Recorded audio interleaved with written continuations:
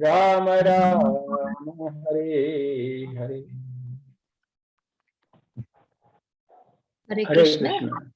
Hare Krishna Prabhuji, thank you very much for reciting the Mangalacharan so sweetly. I think we should learn that swar from you. It's very, very sweet, Prabhuji. Prabhuji, as we are waiting for Radhika Kishori Mataji, Radhika Kasturi Mataji, we can probably read the text and the purport till she comes. Yeah, we can read then. She will join, no problem. So we are reading the Bhagavad Gita as it is. We are on chapter 16. Chapter 16 is the divine and the demoniac nature. And today we are on text 17. Prabhuji, I can read the text. Yes, you can. I can try and read the text. Atma sambhavita stapta dhanama atma. I'll read the whole text. Sorry, Mother. You please continue the whole text, then we can follow you. Okay. First, you first read this one. Yeah. Oh, thank you, Prabhuji. Atma sambhavita stapta dhana mana madanvitaha yajante namayagnaste dhambe na vidipurvakam. Hare Krishna. Prabhuji, if you can read line by line, then we can repeat after you. Yes, I'll read. Atma sambhavita stabda. Atma sambhavita stapta Dhana mana madannita. dhana mana madanvitaha Yajante nama jagyaste. yajante nama yagnaste Dambhena avidhi purvakam. dambhena vidipurvakam. Hare Krishna. We can now go to word to word. Hare Krishna, Divyesh Prabhuji. Hare Krishna, Renuka Mataji. Hare Krishna. Hare Krishna. Hare Krishna. Renuka Mataji, do you have the Bhagavad Gita with you? Yes, I do. Yes. Is it possible for you to read the word to word? Yes. So, Atma Sambhavita. Atma Sambhavita. And do I say the English translation? Yes. Self-complacent. Self-complacent. Stabdha. Stabdha. Impudent. Jnanam mana of wealth and false prestige. Dhyana mana of wealth and false prestige. Mada in the delusion. Anvita. Absorbed. Jnanate. They perform sacrifice. Nama. In only.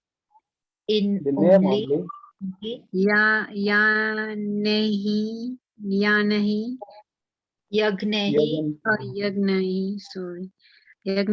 with sacrifices.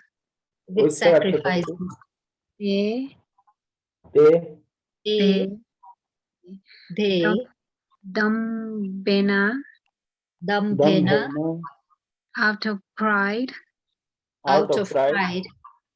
Avidhi purvakam without following any rules and regulations. Without following rules and regulations. Sorry for the mistakes. Hare Krishna. Hare Krishna. No, Mataji, it was excellent. Divyesh Prabhuji, can you read the translation for us, please, Prabhu, if you have the Bhagavad Gita? We are on chapter 16, text 17. Hare Krishna. Hare Krishna. Self-complacent and always impudent, deluded by wealth and false prestige, they sometimes proudly perform sacrifices in name only, without following any rules or regulations. Hare Krishna. Hare Krishna. Thank you, Prabhuji. Thank you. Hare Krishna, Avinash Prabhuji. Danvat Pranam. Hare Krishna. Prabhuji, do you have the Bhagavad Gita with you? I will get it. Yeah.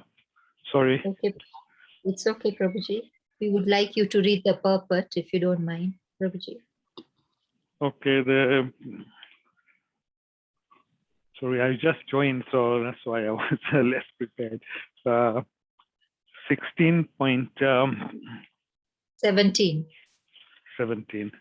Okay.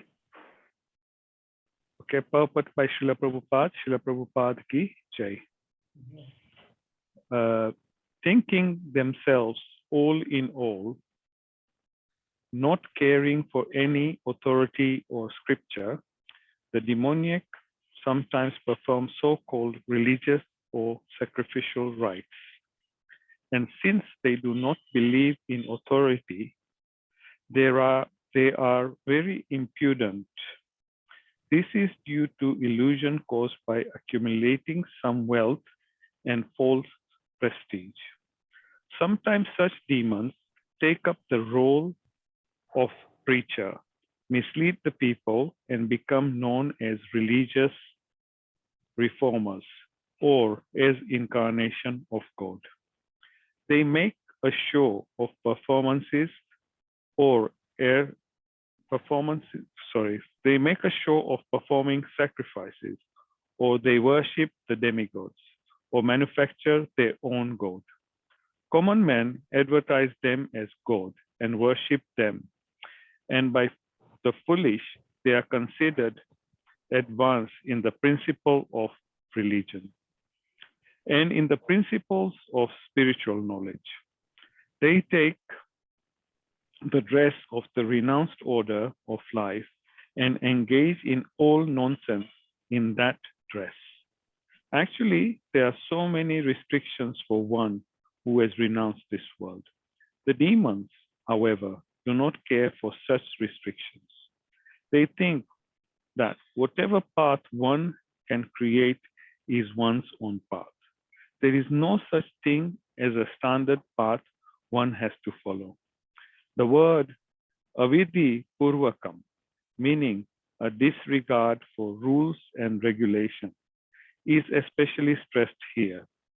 These things are always due to ignorance and illusion. Hare Krishna. Hare Krishna, Prabhuji. Thank you for reading the purport. I have a message, Mataji. I think the timings have changed in the US as well. So I've just asked her if she's able to join in. But meanwhile, we can deliberate. Yeah, I think she's joined in. Hare Krishna, Mataji. Danvat Pranam. Hare Krishna, Mataji. Dandavat Pranams. All glories to Srila Prabhupada. So sorry, Mataji. Our timings have changed. And I may need to talk to you because this time there's an office meeting that conflicts. But today I just told them that I got a call and I just walked out of the meeting for a bit. But really, I'm so sorry for making you all wait. Om Ajnana Timirandasya Nananjana Shalakaya Chakshurunmilitam Yena Tasmai Shri Gurave Namaha Namo Om Vishnu Padaya Krishna Prasthaya Bhutale Srimati Bhaktivedanta Swamin Iti Namine Namaste Saraswati Devi Gauravani Pracharini Nirvishesha Shunyavadi Paschalta Deshatarine Jai Shri Krishna Chaitanya Prabhu Nityananda Shri Advaita Gadadara Shivasadi Gaura Bhakta Vrinda Hare Krishna, Krishna Krishna, Hare Hare, Hare Rama, Rama Rama, Hare Hare. Jai Srila Prabhupada. All right, so today's verse is 16th chapter, 17th verse. That's what we'll be seeing today. But before that, as usual, we will just try to see the previous verse so we are able to see the connection to this verse. And then we'll try to derive few points as lessons learned from the previous verse as well. Aneka chitta vibranta mohajala samavritaha prashakta kama bhogeshu patanti narake chuchau. Translation. Thus, perplexed by the various anxieties and bound by a network of illusions, they become strongly attached to sense enjoyment and they fall down to hell. Aneka chitta vipranta. So, aneka means more than one to many, right? Chitta is consciousness. Vibranta means perplexed. So, their consciousness is pulled in so many directions. So, moha jala samavritaha. They are completely covered over. Moha jala. By the network or trap of illusion, they are kind of covered over. So it's just not one strand, it is a network which actually completely traps them. Samavritaha means completely covered over. So one is not able to perceive spirituality because they are covered. So the illusion completely covers them. Prashakta kama bhogeshu. Ashakta. Dashakta means you're attached. Prashakta means very, very strongly attached. Kama bhogeshu. So because of the desire for sense gratification, patanti narake chuchau. Patanti means they fall away to hell. Suchau means not clean. Aneka chitta vibranta. Why aneka chitta? There are so many things to do, right? That's why they are pulled over in different directions. So now Shankaracharya, he has mentioned how so many distractions are there in the material life.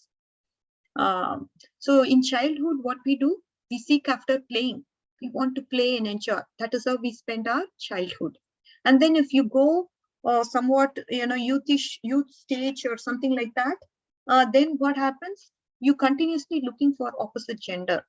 And that is where your most of the time is spent. And then what happens in old age? Anxiety comes. Anxiety is there because one doesn't have the capacity to do anything. In old age, one can't control one's body and also they can't control others. Not even they can take care of themselves, they cannot also take care of other people. So this is what happens. So in different stages of life, we are after something. So childhood means playing. Next, after that, you start looking at the opposite gender. And then old age comes, your great anxiety. You're not even able to take care of yourself. Then what about others? Obviously, you can't. So in this way, every stage, there is a distraction in life. So material life doesn't allow us to participate or practice spiritual life in any stage in life. So we have to obviously put aside all these distractions. We cannot think, okay, I'll practice later on. The later on is never going to come.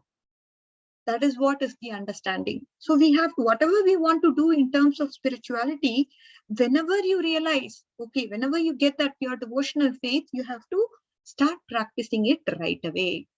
There will never be a stage where you will say, okay, I have found that time where I'll be able to practice spirituality and now is the time. So that can never happen. So this is the normal condition in material life. But in Kali Yuga, all the distractions are there at all points in time, right? Children are filled with anxiety. There is sex abuse even with children. Sexuality is actually thrust upon children, even before teens, where they call themselves as twigs, right? Although they are physically and mentally, they are there, they are not ready, but such things are presented often by the media. So young people, if you look at them, they start to play video games, watching sports. And even in old age, there is a lot of distractions. You want to look young. You do a lot of facial surgeries to make yourself look young. You take a lot of medicines, just for you to look young. So many things you do, right? Those things are obviously taking your time out. Instead of you focusing on spirituality, you're trying to be distracted by all these things this material world has to offer. So whatever power we have to do anything depends upon the power to focus.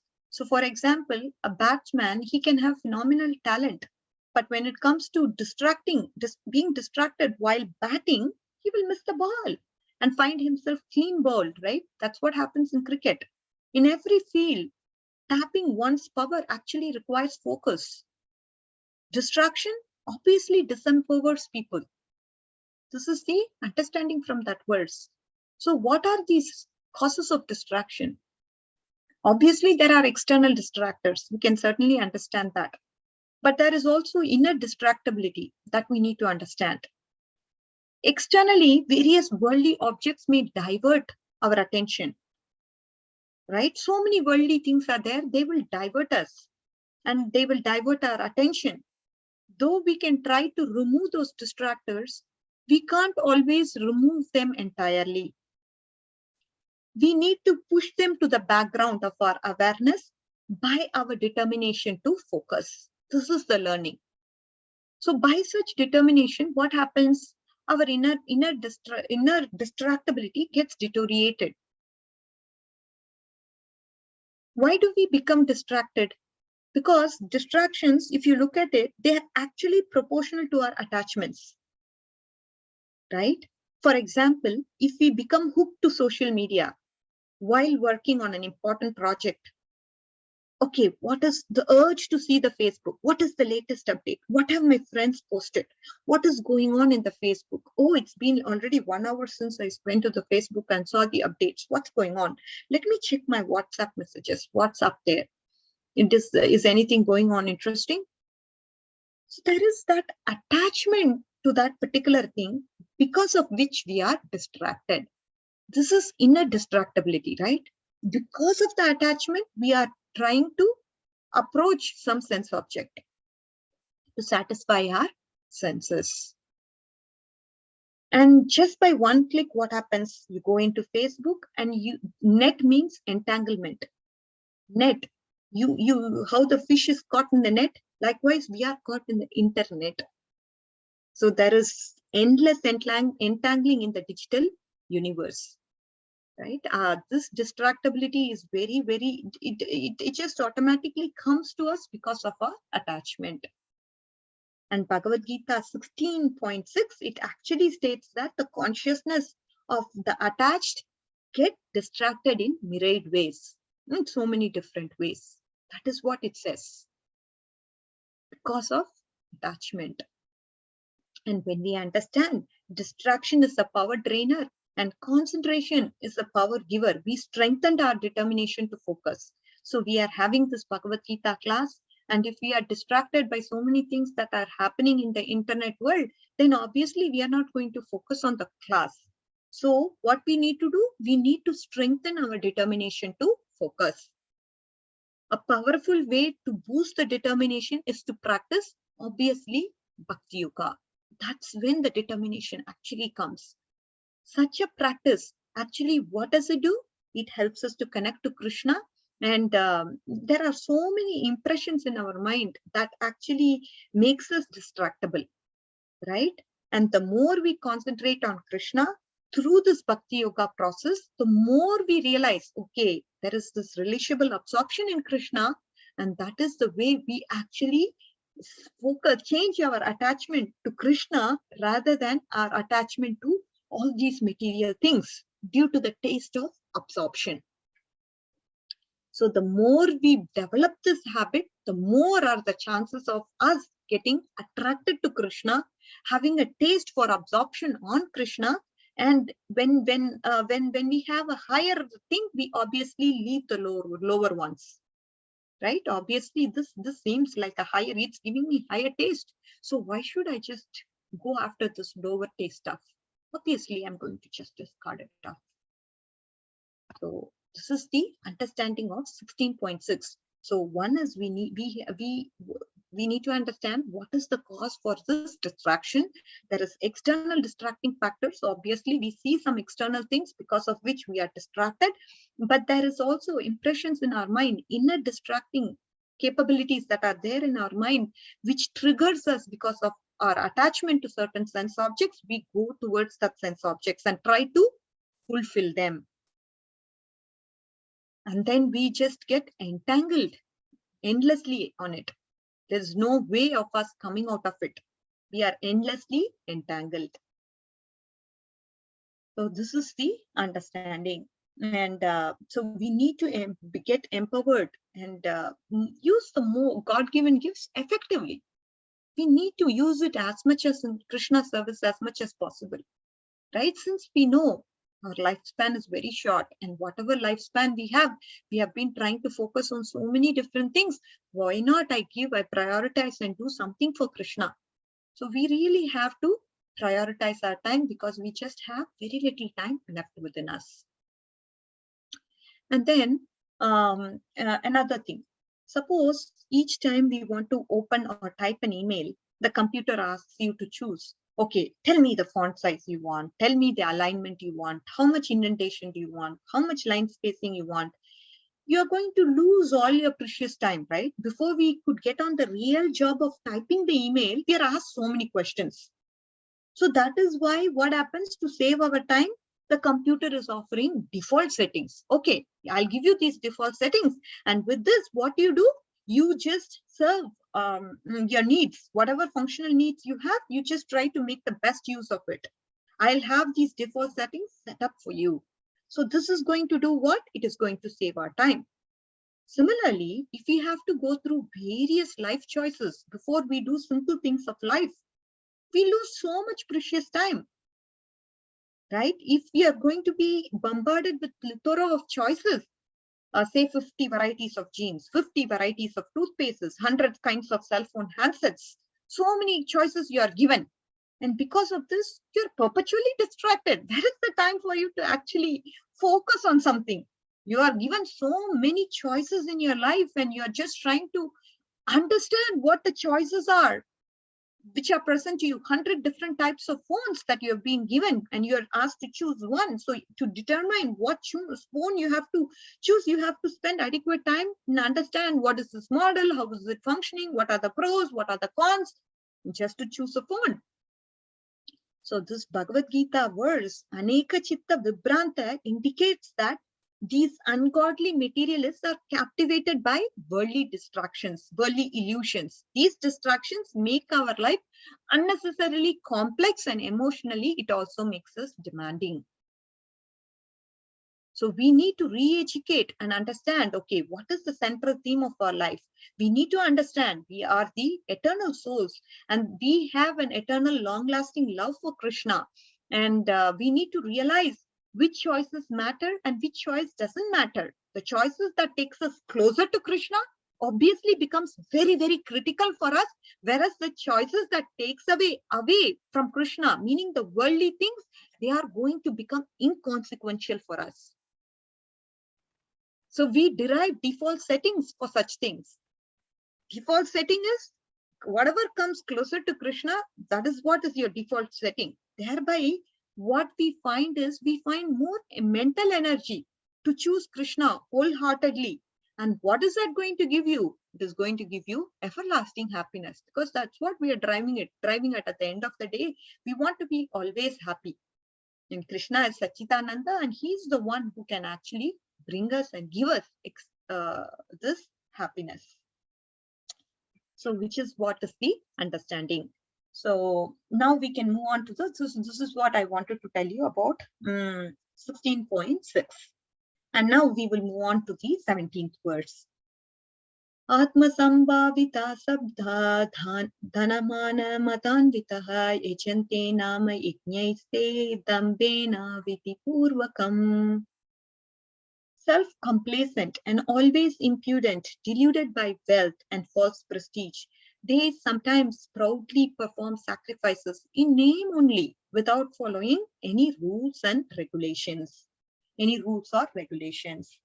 Atma sambhavitaha, self-complacent, stabdha. They don't care for any authority. They think themselves are the authority, right?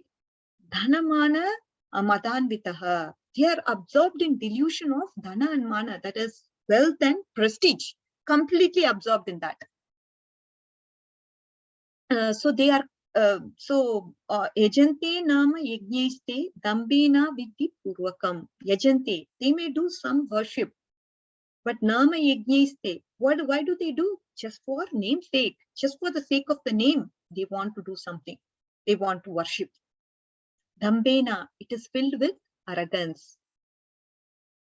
Damba means one does not have inner substance, but one just shows off. And when they wanted to do this sort of things, they will also do it. Avidhi Purvakam. They are not obviously interested in spiritual advancement, and they don't believe the scriptures or any word of Lord. And that is why they don't care for vidhis. They just want to do religious rituals so that they are what? Respected by the society. Avidhi Purvakam. So the scriptures tell us to do Nama Yajna, but they do Yajna for Nam. This is what they do. So they completely lose their sense of purpose in life. So religion becomes space.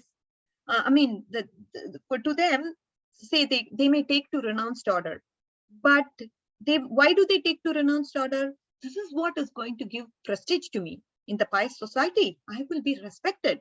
I'm going to get some prestige out of it, and that is why I take to renounced order. So so this is what they do. They just ruin the reputation of the renounced order. Eventually, that is what is happening, right? And because they want to live hypocritically, they are actually ruining the reputation of renounced order. People, when they see such people, they will lose faith in the renounced order itself. So we need to be very careful. See, we are having this ISKCON branding in us. As Gaudiya Vaishnavas, we have to act as role models. And instead, if we are posing a false thing, false identity, and being duplicitous, that doesn't create a good behavior, right? At home, we have to be good role models so that we don't have to actually preach to anybody at home just by looking at us. Since we are acting as role models, people or family should follow us. Right? It doesn't work most of the times. If some husband is Krishna conscious and wife is not Krishna conscious, we cannot force people to get into Krishna consciousness, right? It doesn't happen that way. They just need to look at you, observe your behavior, and if they are inspired by your behavior, then they may take up. Again, that needs Sukriti too.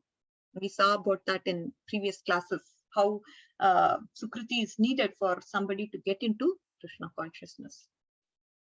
But at least we are creating that Sukriti for them so that eventually, whenever Lord destines, they'll be able to get that and come to Bhakti Yoga. So these people, we need to understand that, say, for example, Yajna of Nama refers to sacrifices. That is centered on what? Chanting of the holy names of the Lord. And Bhagavad Gita recommends, or Bhagavad Gita 10.25, if you look at it, it says, this is the foremost among all the sacrifices. In contrast, Yajna for Nama refers to the performance of Yajna for what? Performance of sacrifices you are doing for getting name and fame. And Bhagavad Gita, this particular verse says, ungodly people sometimes do godly activities but simply for looking good in the pious society. They just do these things just to look good, right? And whatever religious activities they do, they just want to exhibit it. They are not interested in focusing their own attention to the Lord, but to attract others' attention upon themselves. Because their purpose is publicity. And of course, it's not purity. They have a very little regard for scriptural guidelines while doing the religious activities. They don't hesitate to distort that also. Whatever, they don't hesitate. Okay, if that something is distorted, obviously they don't pay attention to it. They may go to that extent of distorting the guidelines too, if in fact it's going to give them name, fame, glory, and all that. So practicing such chanting of the names of the God is something that we would not recommend, right? I mean, obviously, scripture prescribes these practices for connecting us to all-powerful Lord Krishna. And this connection counters our lower desires, and thereby it is actually strengthening our unwanted bad character. So these ungodly people, they are not concerned about character, but they are concerned about image. If they are concerned about character, then they want to purify themselves. They treat, okay, religious activities, they are like photoshops for gaining some attention to the social media. But religion is meant to break the wall of ego that actually separates us between it. It actually breaks the wall of ego that separates us from Krishna. That is what that does. But they inflate that, and they are kind of antithetical. I mean, they are antagonistic to the genuine spiritual consciousness. So what if we seek spiritual consciousness but still have some egoistic cravings? That may be one of the questions that we may ask. So the presence of ego, obviously, that is not a critical problem. The purpose of inflating the ego, that is what is a critical problem. So as long as we are trying to fight the cravings and not fuel them by this bhakti yoga process, then what happens is we will gradually be purified, no problem. Okay, you are trying to seek spiritual consciousness, but obviously there is some egoistic cravings. But what you need to do is you should not fuel to those cravings. You should not fuel them. Should not try to, but instead what we should try to do is, once we identify it, we have to fight with those cravings. So how can we fight? Only when we indulge ourselves in some sort of devotional activity. There are so many things that we can do for Krishna. So it's just not one thing, right? So many things are there that we can keep ourselves engaged. And this is the way that we'd be able to develop some sort of love with the Lord. So in life, what is important, what we do is important, but why we actually do a particular thing is equally important. So Krishna always, everybody says he looks at the intention.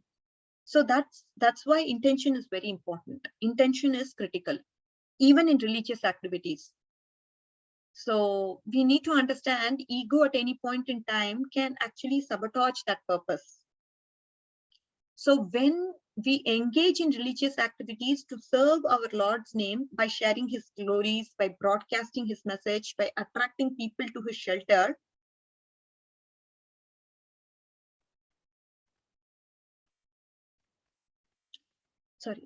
this service attitude actually nourishes our devotion and increases our attachment to him.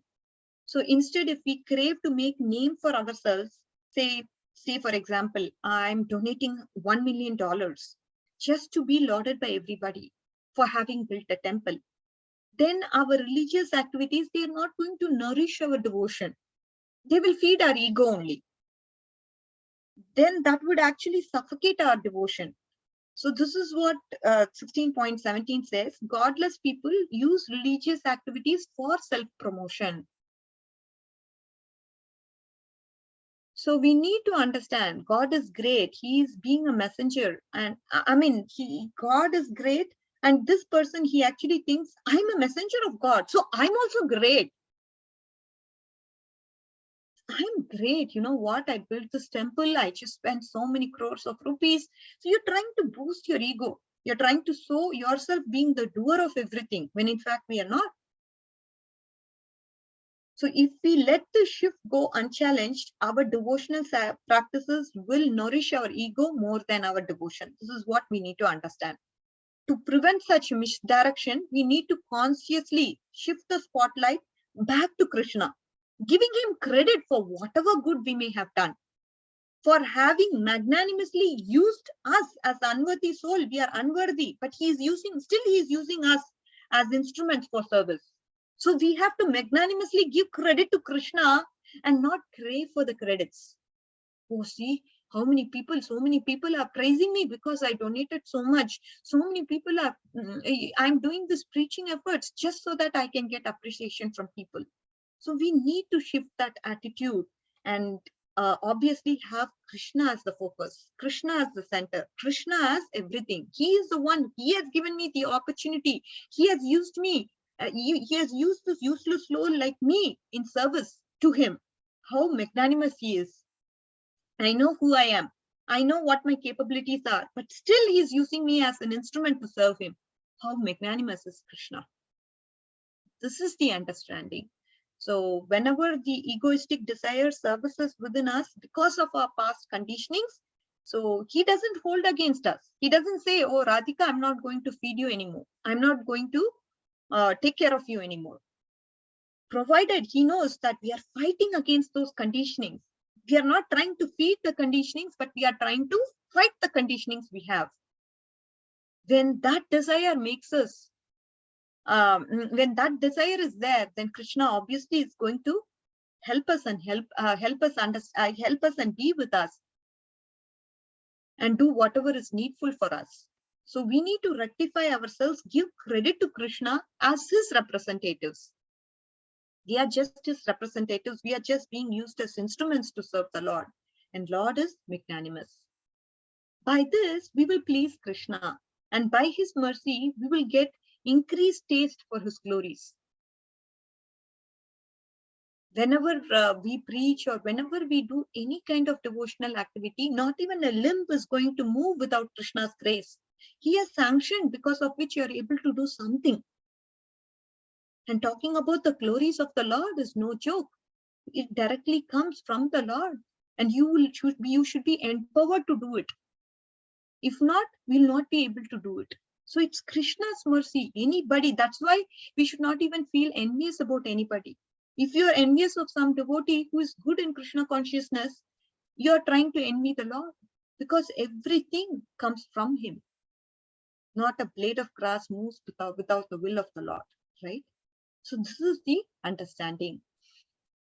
So we need to actually let go of our ego and make Krishna the focus, make Krishna the center. So many people, they actually, again, coming back to this verse, practice religion for cosmetic purposes. They want to look good in society's eyes. They visit many temples. They treat, they give a lot of charity, as I told you, and they want their name to be displayed on the plate very, very eminently. So religion is not meant for us to look good. That is something we need to understand. Again and again, religious activities are simply done for show. That is what Bhagavad Gita 16.7 says. It reproaches ungodly people who actually do such an act. They are not interested in transformation or elevation of their consciousness, because they don't care whether they follow scriptures or not. They may even change the time-honored religious practices according to whatever practices that may actually look good in society's eyes. So this purpose of religion should not be for cosmetic reasons, but it should actually fulfill the ultimate purpose. The ultimate purpose is to relish ecstatic love of Krishna. We definitely long, right? Everybody wants to be loved. And the longing that can never be fulfilled at the material level. That longing of love, we always expect, right? Oh, my husband should love me, or my children should love me. This person should love me. That person should love me. We know that is not going to last long. And of course, we need to have affection for all our family members. No way I'm trying to contradict that. But at the material level, the longing of love that we are expecting cannot be fulfilled, because everything here is temporary. Only when we direct our hearts to the eternal object of love, Krishna, he is longing for our love perennially, eternally. He wants us. That's why he's making all arrangements. He has created this material world, and he has given us scriptures, he has given us acharyas, he has given us guru, just so that we can somehow or the other be able to connect with him soon. So Srimad Bhagavatam actually describes how the Lord was not satisfied even after creation of various living entities. So many living entities were created. See, 8.4 billion species is what we have. Till he created human beings, he was not at all satisfied. Humans could actually practice religion, inquire into philosophy, and they'll be able to realize the spiritual side. And that is why God was so happy that human beings were created. At that time, he felt happiness. So understanding the ultimate purpose, when we practice religion by connecting to Krishna, we actually get sublime satisfaction. And that makes the immoral indulgence resistible, even unappealing sometimes. By thus changing us for good, the spiritual religion is something that we need to understand, that it Krishna, but we must be the center there. We must actually change our attitude from being selfish, from being egoistic, to being Krishna-centric. So with that, when we practice religion, then we are going to have a life filled with joy and satisfaction. So this is the understanding. Another thing that we can talk about from this particular verse is also about humility. So some people equate humility with lack of self-respect. However, obviously, to gain this protection, what we have to do is the humility actually arises by understanding our vulnerabilities, and acknowledging them actually makes us feel humble. So let's understand this a little bit more. Soldiers are there on the battlefield.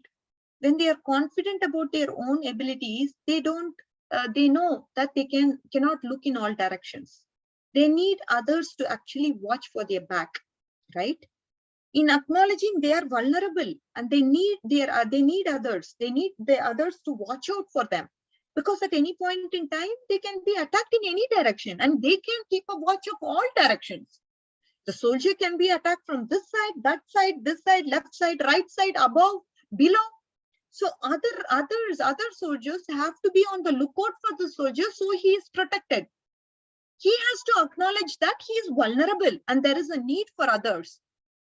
And that is the way we can actually practice humility, right?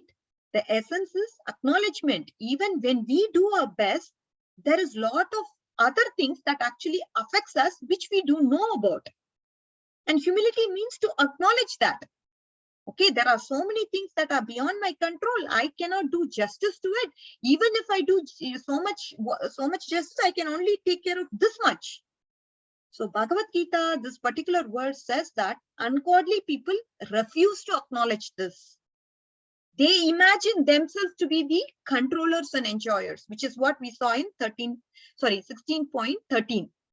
And there is no one like them, which is what is the understanding from 16.15. And overestimating themselves and underestimating others, they actually become self-complacent and impudent, which is what is the understanding of this verse. So first, what happened? 16.13 talked about the fact that they were controllers and enjoyers, and then 16.15 talked about how there is no one like them. And now they start to overestimate themselves and underestimate everybody else, because of which they become self-complacent and impudent. They are like soldiers who believe they are invulnerable. They don't need anybody's help. That kind of overconfidence, what would it lead to? It will obviously lead to destruction. Similarly, these people are actually trying to spiritually destroy themselves. This is what is happening, which will be conveyed in our later verses. To prevent this kind of self-destructive, self-induced catastrophe, we need to acknowledge that we need help of something outside of ourselves. We need help for protecting ourselves, not just amidst the world's unpredictable uncertainties, but also with my tantalizing temptations, I need to be protected. And we need other beings, other living beings like us for helping us out. And also we need the supreme living being, Lord Krishna, who is there in everybody's heart. And he is the eternal source of shelter, and he is the eternal source of shelter. That is who we need to approach, because we have so many tantalizing desires within us, and we need to be protected by us. We need devotees' help. We need Krishna's help in order to practice this. So this is what we need to make sure that we are actually humble, acknowledge that we are vulnerable to a variety of circumstances. So many things are beyond us and beyond our control, and I am vulnerable to it. And I need to acknowledge that. I need help of other people. I need help of devotees. I need help of Lord Krishna. So this, I need his mercy, without which I will not be able to do anything. Right? So we need to have that humility, which is what this verse is teaching us. Humility means acknowledging our vulnerabilities, and we need to practice humility. So this is and the need for others. So I think we have covered this particular verse in depth. If I'm okay, I'll just end this particular class now. All glories to Srila Prabhupada, all glories to the assembled devotees here. Thank you so much for giving me the support. And I'm so sorry for making you all wait at this particular time. I really apologize. I forgot about the time change. And, you know, I was just thinking that for everywhere, the time change happens automatically. So it's nothing to worry. But anyways, thank you so much. Hare Krishna. Hare Krishna Mataji, thank you so much. And sorry for ambushing you and Oh, no, no. keeping calling you up. I No, didn't Mataji, realize. thank you for actually calling me. That actually made me realize that it's now is the time to connect with you all. Yeah, so we remain on the same zone all the year, but I think it's only UK and US that changes the time. Sure, You go Mataji. back one. So this will be the time now. I think it's because of winter. Correct. Mataji, I need to, because this time actually conflicts with my office times. Maybe can we work through Saturdays if you are available? I'm so sorry. I completely forgot, and usually we have everyday calls. I don't know how I'll be able to skip that. It may not be appropriate. So we need to, we'll try to do something We'll offline. talk and change the. Yeah. So date. sorry, Mataji, for the Whenever. confusion and inconvenience. Not a problem, Mataji. Are there any questions or comments before I have a question, but are there any other questions or comments from the group? Okay, if there are no more questions or comments, I can ask a question. So Mataji, there are a few concepts that has been clarified today, and I'm really grateful. And especially about the humility, which is not lack of self-respect. So to be humble is to understand that there is need of others in your spiritual journey. So that therefore you have to be humble, and therefore but what about work, Mataji?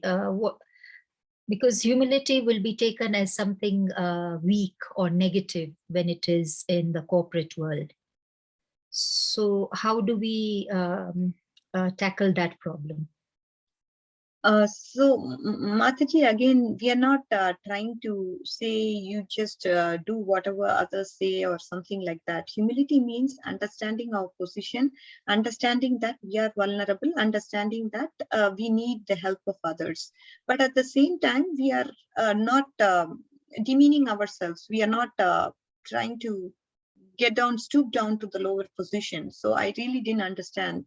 What do you mean at work they may just try to exploit you? Is that what you're saying? Yes, because then if you say that, okay, I'm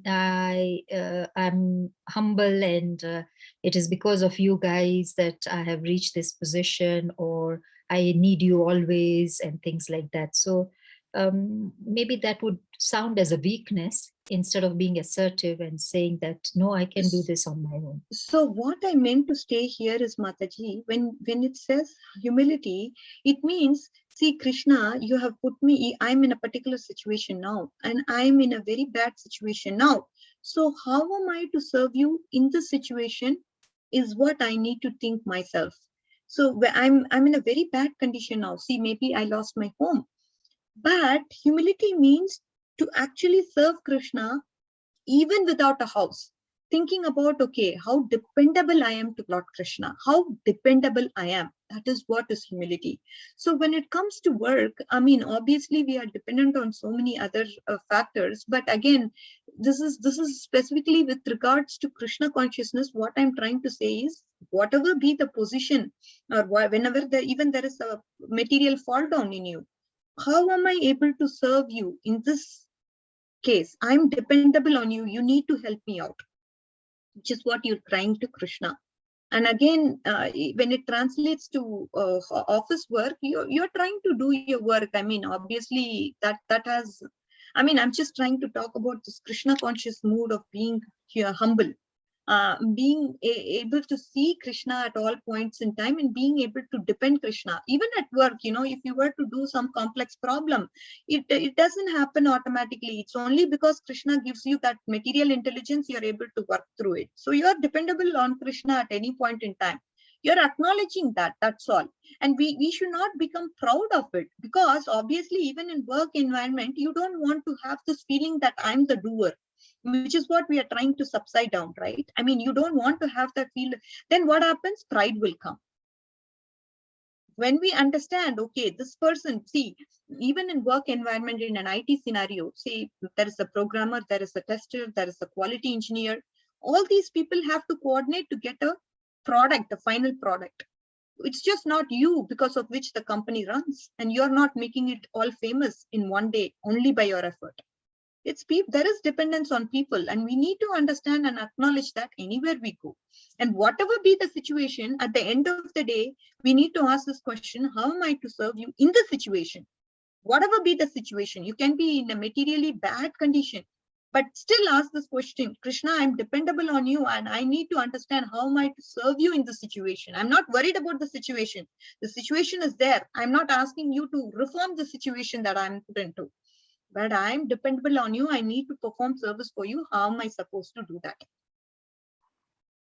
So this concept will help us understand that we are not the doers. We are actually helped by so many people, because of which we are in a certain position. And Krishna is the ultimate dependable person, because of which we are even existing, and we are able to talk, speak, or do any kind of action only because of his mercy, which is what we are trying to come to an understanding at the end of the day. I hope it makes sense, Mataji. Yes, Mataji, it does. Thank you so much. It has clarified a lot of concepts, and I particularly liked your example about fueling the ego. And we've been told don't fuel your ego, but today I've understood how not to do it. So that was good. And then the default settings was an excellent example. So the default setting in Krishna consciousness would be just to chant. So there are lots of things we can do, but if we just concentrate on our default setting, which is to chant our rounds sincerely and attentively, I think that should help us on our journey ahead.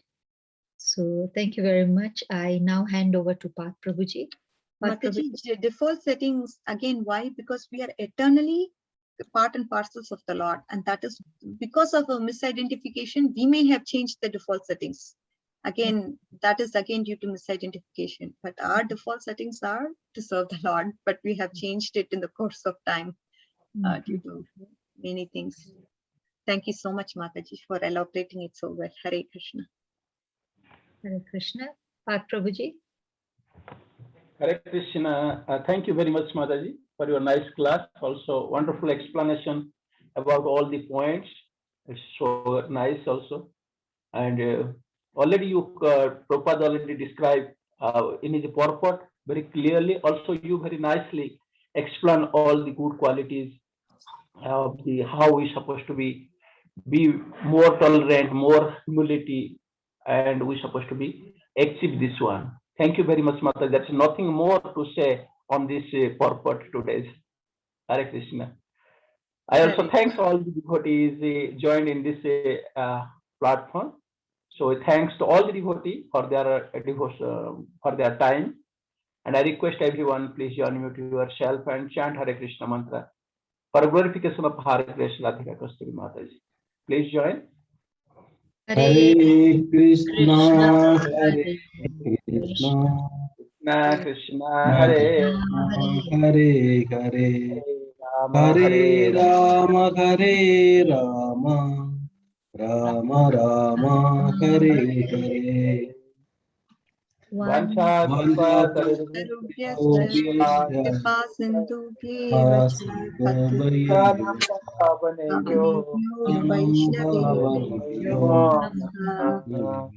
Namo Namaha. Srila Prabhupada ki Jai. Hare Krishna Radhika Kasturi Mataji ki jai. Jai. All glories to the assembled devotees. All glories to Srila Prabhupada. Hare Krishna. Hare Krishna. Thank you. Thank you, Mataji.